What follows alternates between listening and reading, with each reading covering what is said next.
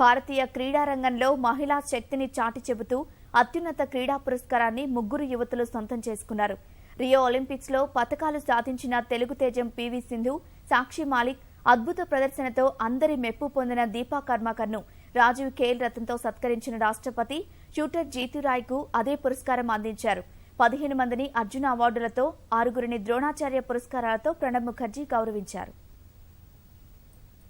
క్రీడల్లో అత్యుత్తమ ప్రతిభ చూపిన వారికి రాష్ట్రపతి ప్రణబ్ ముఖర్జీ జాతీయ క్రీడా పురస్కారాలను ప్రదానం చేశారు.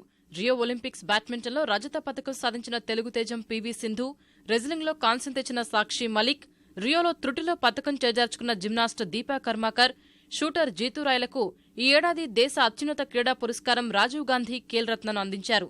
జాతీయ క్రీడా దినోత్సవం సందర్భంగా ఢిల్లీ రాష్ట్రపతి భవన్లో నిర్వహించిన కార్యక్రమంలో వీరందరికీ పతకం, ప్రశంసా పత్రంతో పాటు 7.5 లక్షల రూపాయల నగదు బహుమతిని ప్రణబ్ అందజేశారు.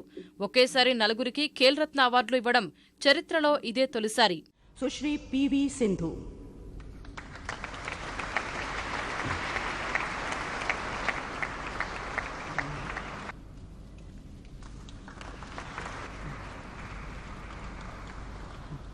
లలితా బాబర్, శివథాప, విఆర్ రఘునాథ్, రాణి రాంపాల్ సహా మొత్తం 15 మంది క్రీడాకారులకు అర్జున పురస్కారాల్ని రాష్ట్రపతి ప్రదానం చేశారు.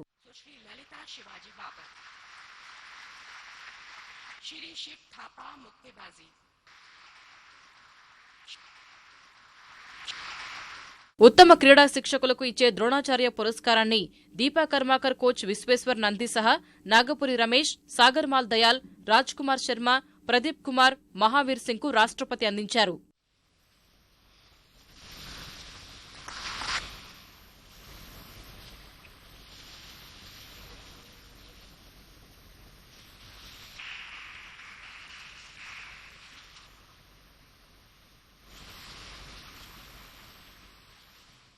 సత్తి గీత, సిల్వానస్ డంగ్డంగ్, రాజేంద్ర ప్రహ్లాద్ షెల్కేకు ధ్యాన్చంద్ జీవన సాఫల్య పురస్కారాన్ని ప్రణబ్ అందజేశారు. ध्यानचंद पुरस्कार